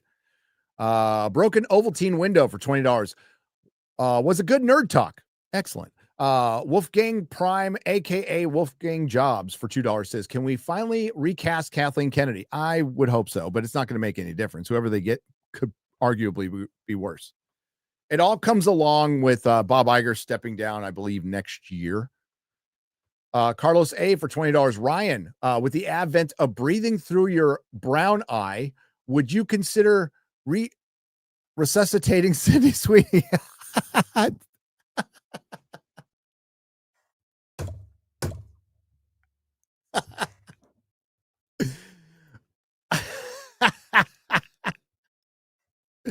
Hey, I don't want to speak for Ryan, but I know exactly what he'll say. Fuck yeah.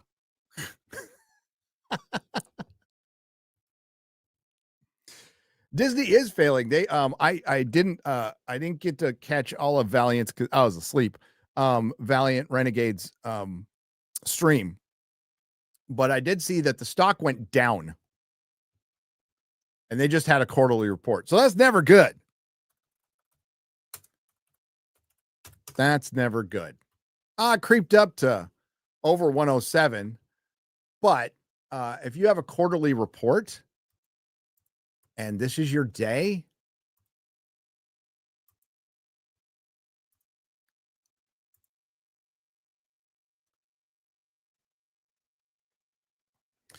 If this is your day after a quarterly report, that's generally not good. Oh, look at that little greenie. It's down it's down $8 today.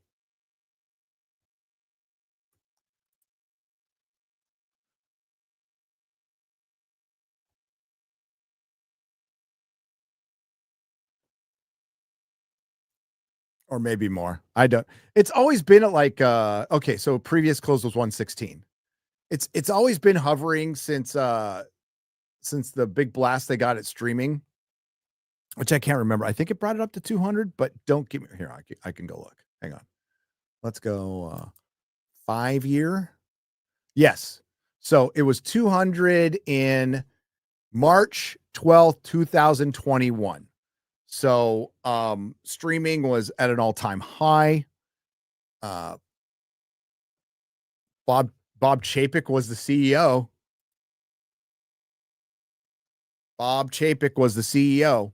But yeah, so that's their previous high, $200. And since then, it's pretty much been 120, 110.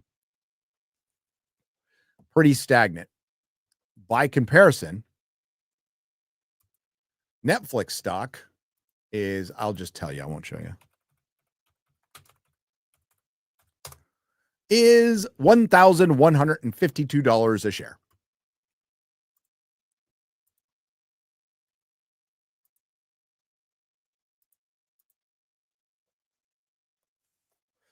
Little bit of a difference.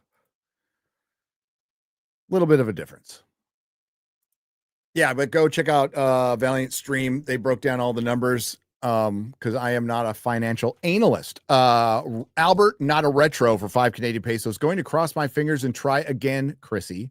Thank you for doing the video exposing Asa Akira and David Cho as creeps. I don't know what I just said, but I guess Chrissy has a video there. A Fillion for $1.99. AI art is just clanker graffiti. Albert Not a Retro for $5 says, tipping my hat to the LA Dodgers and their fans. That was one hell of a 7-game battle with Canada's team. Congratulations to all of you. Yes. Japan defeated Canada. Well done. Ron T. Topia for $5. Hey, a long-time lurker. There you go. Thank you for the laughs. Hate to mention, been laid off since April and in danger of losing my house. Thank you. GoFundMe emailed to Gary. I will check it out, Ran. Of course, you understand I have to vet all of those things. I'm really sorry to hear that, though. Oy, oy, oy. Yeah, there's repercussions for shutting down an economy for a year and kicking the can down the road and making a lot of economic mistakes. There are consequences, and we've been pushing them off for too long, you know. LSR SWRD is dumb, makes things too easy for the predator. Oh, the laser sword. I thought it was cool looking, but it probably, yeah, you know, I'm not going to argue with you. I just thought it was cool looking. Robo 96 for 20 British pounds. Meanwhile, something epic to look forward to for a change. Brendan Fraser and Rachel Weisz have signed on for a new Mummy sequel from the directors of Ready or Not and the last couple of Screen movies. Let's fucking go. I'm happy for Brendan Fraser, and The Mummy is certainly a movie that's surprisingly stood the test of time, and it is excellent. Can you go home again, though? Do we really need it? Waiting for the Asteroid for $19.99. Hi, everyone. As a Michael Jackson fan, Jeremy, you have my respect. I hope the biopic is good. Thank you for all you're doing and what you do. And even though you dislike women in California, love from a 22-year-old female Californian. Like Waiting for the Asteroid. We like women. Synth Lady, we haven't cracked FTL yet. Other synths on finding the Predator ship with FTL. Better just grab 2 weapons and a toy and ignore the rest. Yes, they did mention that they haven't cracked FTL yet. Which I think it's some, does that, Mahler, did that contradict Alien Earth or not? It doesn't matter. It really doesn't. Richard Schaff, thank you for the €6. Badlands is a sequel to The Predator. We're watching the results of human autism genes. Ah, that makes sense, Vermis, for 5 British pounds. What I loved about Predator 1 is it was a perfect reversal of E.G., a stalking bow hunt by someone who knew hunting. Part 2 perfectly extrapolated the feel of L.A. that at the time, the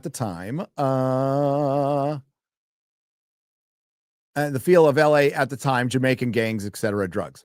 TJ Krennic for $2. I wonder what X-Ray Girl would be like on coke. Don't ask. Don't even ask. There's some questions you don't want to know the answers to.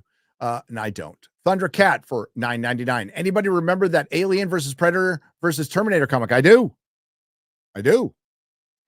I bet the runt was the illegitimate child of a liberated Pred woman and an illegal immigrant man. That's why the father hated him. Why do I think this? The message.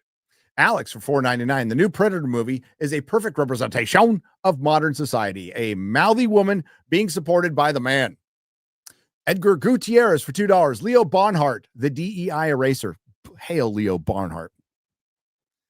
Jorgensen for $5 or 5 Canadian pesos says, well, looks like Disney will always have a Predator problem after all. John Orchard for $10. My problem is the Predator is a monster. Stop simping every bad guy. There are some things that should scare you because you don't humanize them. Think of the Spartans. Exactly. There was just somebody put up a great of Venom in the Spider-Man comic, like basically after he beat the shit out of Black Cat. And they put up, I think it was, I'm paraphrasing on Twitter. They just said, I remember when Venom was bad, or this made me hate Venom. And it reminded me how much I fucking hate that Venom became an anti-hero. So I probably haven't talked about it in a long time on this channel. It will always be retarded. And people go, well, there's some great hero issues.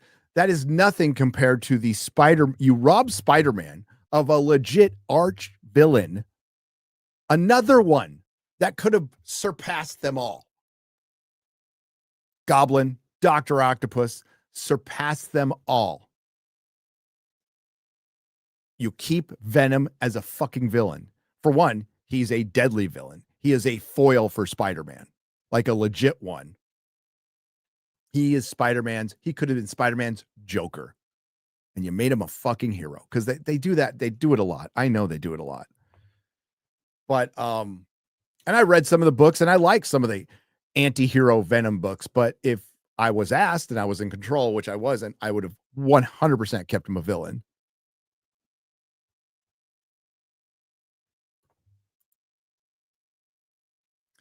TR33 Wizard for $2. Shad only likes it because there's swords. It's an IGN 7. Styles P for 10 Canadian pesos. Hey, we launched our debut comic on Kickstarter, The Plague #1, Ill Fate, a supernatural action saga inspired by Spawn, Swamp Thing, and Orwell's 1984. We could really use the support.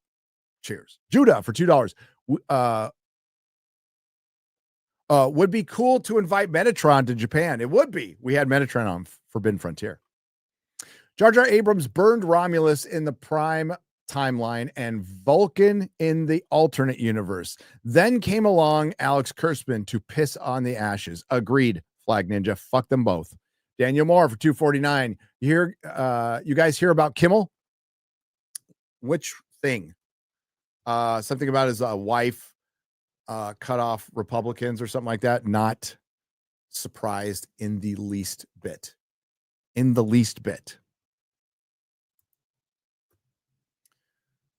Honestly Reckless for $9.99. Haven't caught you guys live in a while, and this was entertaining as fuck. Oh, that's all. Thank you. You should do Hunter Wives next. We should. Tell Chrissy I forgive her for contributing to my now living Andre socialism. Hell, I don't know what that means. And that was because we were talking about All's Fair. And Chris, I'm gonna keep watching it. Because it's fucking it's funny. Real line review of the show. Kim Kardashian is to acting as to Genghis Khan is to liberal democracy. Nathan Cassidy, yeah, that's so good. That's so good. I'm so glad they got Glenn Close to play Caitlyn Jenner in the show. The resemblance is uncanny. So stand for something for $20. Thank you. 20 Petunia for $10. Petunia says, any of you planning on going to see the Young Washington movie next year? Yes, very much so. Looks pretty cool. Snacks for $2. Who has more cuts, Kim's face or the UK? All's Fair is for X-Ray Girl and Chrissy only, just them, says Southeastern Kaiju. But yet, we all watched it. This show is nightmare fuel. It is. I support the creation of Based Wood, alt of Hollywood, starring the likes of Dean Cain, Keanu Reeves, Pratt, Denzel, Hopkins, Eastwood, Sweeney, and Stallone. Oh my God. Cesar Brzezinski. Gary, you're grifting wrong. No Sweeney's on the thumbnail. Disgraceful. No offense, Platoon. Hail chat. FNT 199. Ryan should read my name like his voice. I just read your name wrong because there's no way to read your name right. Your name is a sign in Wales. And it's not even Welsh, but that's the only kind of thing I can think of. Clippy Die Clamor for $20 says, greetings from Cuntville. I'm thinking about moving, but I can't decide. So I thought I would ask the fellowship. TM. Which should I choose? It's between Bitchburg and Twattington. Also, is Shad ever going to look at stone weapons? So who knows? I think Twattington is better than Bitchburg. But I'll let the chat decide. Gary, I almost died reading the comment last Real BBC episode. A guy who was surprised you had a book coming out. He asked if it was coloring book. I should make one. Thank you. Mr. President of Kenya. She looks like the bad guy from Tango and Cash with a huge jaw. She does. Love Tango and Cash. She's Hank Schrader's wife from Breaking Bad, and we're talking about the woman interviewing Sydney Sweeney. D's Weebos for $4.99. The Sydney Sweeney interviewer has stinky pussy energy.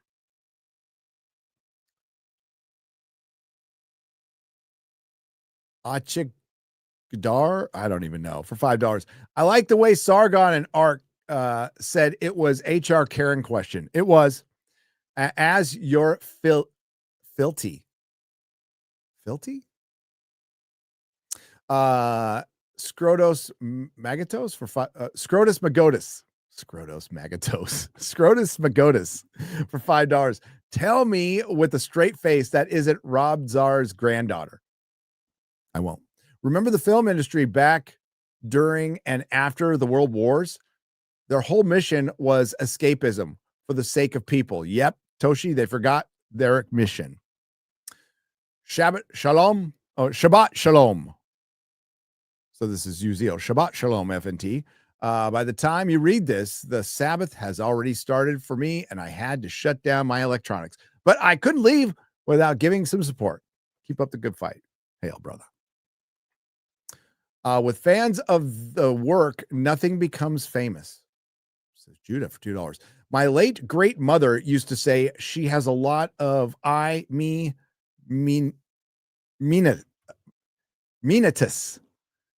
a Hollywood mental illness. Lots of I's and me's. Achilles wasn't black.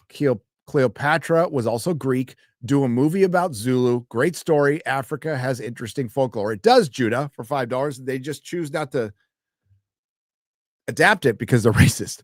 Kim Schwartzbach for 20 Danish krona. My divorce may divorce be with you.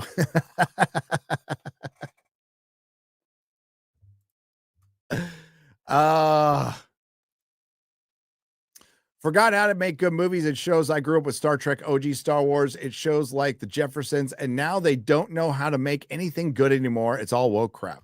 Jeffrey Hill, they have lost their way. Thank you for the $10. Tom Hanks caught AIDS for Philadelphia. Did he? You're barmy for $2? You never know. Happy birthday month, Ryan. Did you know he once caught an Asian breaking into his home? When I asked how he knew, he said his rice was eaten, his dog was missing, an X-ray girl was still trying to back out of the driveway. Says this guy for 20 Canadian pesos. Thank you for the 20. You reused that. Best show to weave politics into the narrative was Babylon 5. Babylon 5 rules.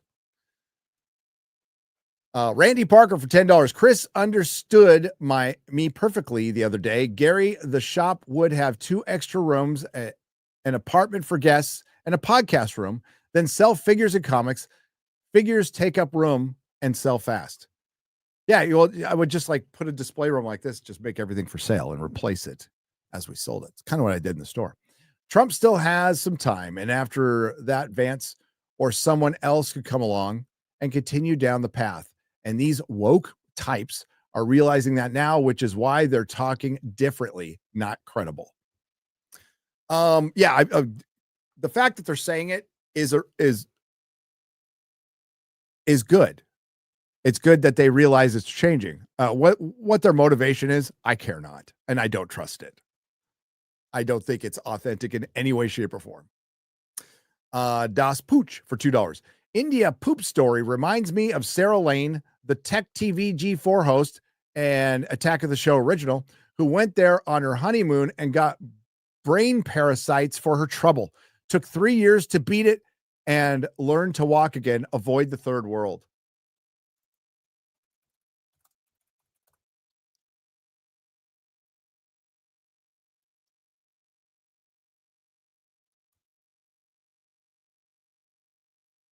I was just looking her up. I'm like, oh, okay. I remember that. That's crazy. Juan Gal for $5. Hail to FNT. Thought this was a good reminder for Ryan to play BF6. Hell, maybe play with Gary being taught by Disbrew. That'd be fun. Not for them, but maybe for me. Eric K for $5. Just remember, when you look at Jennifer Lawrence and Gwyneth Paltrow, they willingly had Harvey Weinstein's penis in what they are talking from. Yep. Wilson Tavares for $1. Thank you.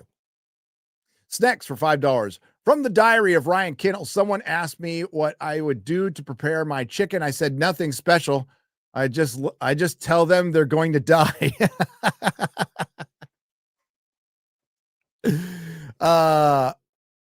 Phil Mitchell's fist for $20. Is this the most fertile FNT ever? Yes. Mary UK. Or Marie UK for £2 British. No need for protection with a good pullout game. That's right, Marie. Zive for £10 British. Question for the panel. What movie makes you shed a tear every time you watch it? For me, it's A Green Mile, Saving Private Ryan, Lord of the Rings trilogy, and It's a Wonderful Life. And yes, I cry a lot at movies.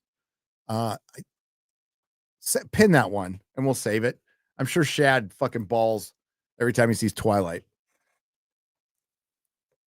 The Father's a tough watch. That's a tough watch. I'll just say that. Cyber Leader for £10 British. Gary, did you hear that the new Doctor Who spinoff series Sea Devils aren't going to be called Sea Devils because the Silurians see it as a racist slur, even though they canonically call themselves that? Yeah, I heard they were going to call, I forgot what they were going to be called, and it's fucking hilarious. It is hilarious.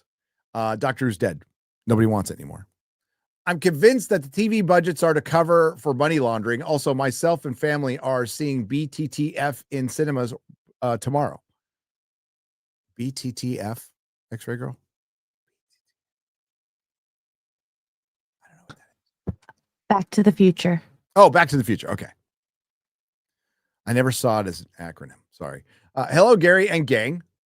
I could arrange a talk time for you on morning radio show on Swedish radio on a topic you know and well, Hollywood, and why they keep getting things wrong.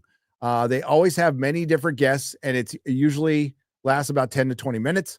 I am so tired of every time they talk about movies, series, Hollywood. Oh, thank you. Oh, thank you. Thank you. Thank you. Movie series, Hollywood. They have not the slightest of idea how things really are things really are in the industry and why movies fail all the time. Why would you like to participate in something like that? Sweden television/radio. So it's kind of like the BBC, but in Sweden. Sure. As long as they, speak the English. And it's live radio. P.S. Also, ass, can you do pronoun shout? Keep up the good work. Love from a small village in Sweden. 100 people. That wasn't even a Swedish accent. I don't know. Yeah, I'd be interested. Sure. As long as they speak English. Stay up. Wonderful coffee. Why is Noon called My Nerdy Home Minority Home yet? I don't know, Zabrowski.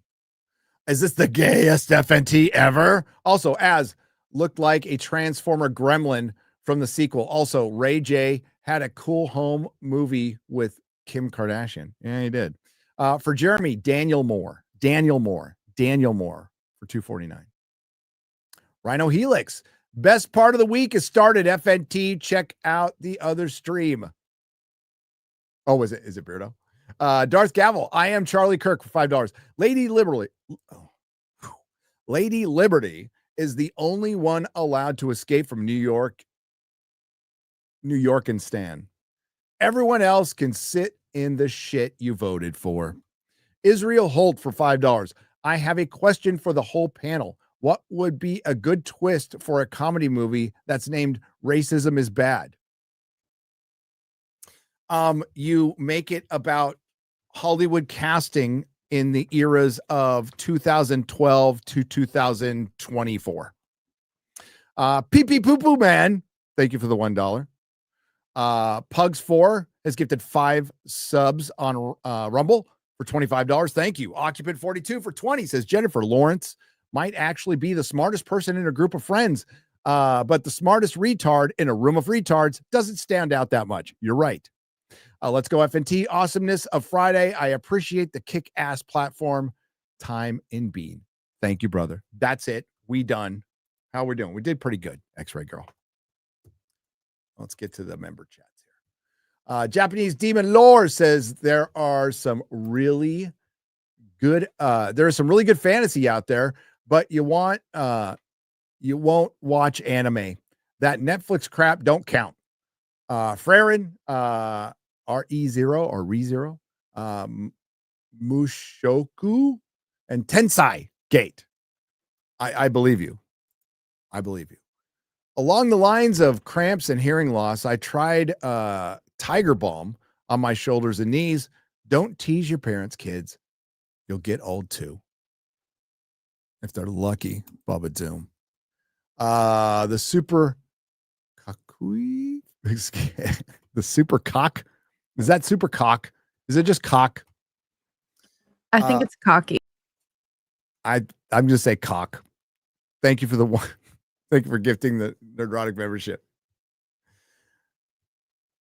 Michael Garibaldi, rest in peace, Michael Garibaldi. Hail, Gary. Theaters need to improve their experience to beat my home setup. Theater plus bar plus restaurant plus hotel. Yeah, good luck with that. That's why they're never going to beat it. They're never going to beat it. All right, video should be, hang on. Let me see how we're doing. Let me see how we're doing. How we doing, boys?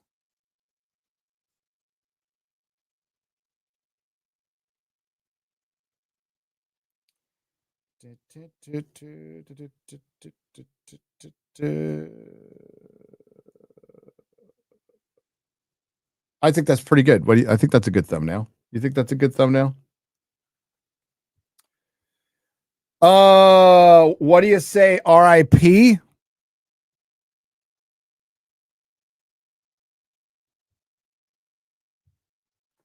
That would be the word, RIP.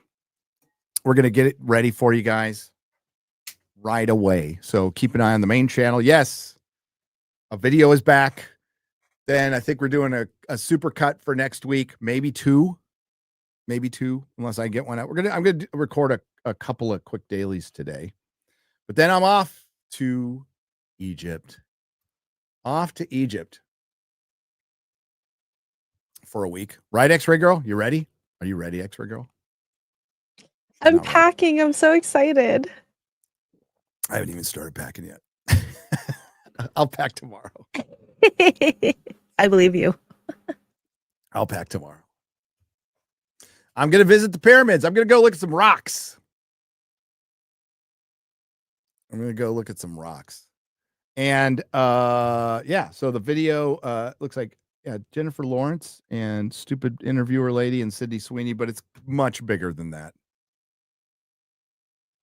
It's much bigger than that. And it's called Why Hollywood is Dying. Okay. Hope you enjoy it. Hope you enjoy the video. Also, so the video will be out, I'd say probably it was supposed to be out now, but we're going to go with probably half hour, 20 minutes, half hour. And then at 4 p.m. Central, I will be on Open Bar. FNT is still tomorrow. Yep. FNT is tomorrow. So no changes there. So thanks again, everyone. Thanks to everyone who left a super chat donation. You help keep the lights on. Thanks to the Modrotics. Thanks to and all the lurkers. Thanks to everyone who participated. I'll see you in a couple hours. Bye-bye.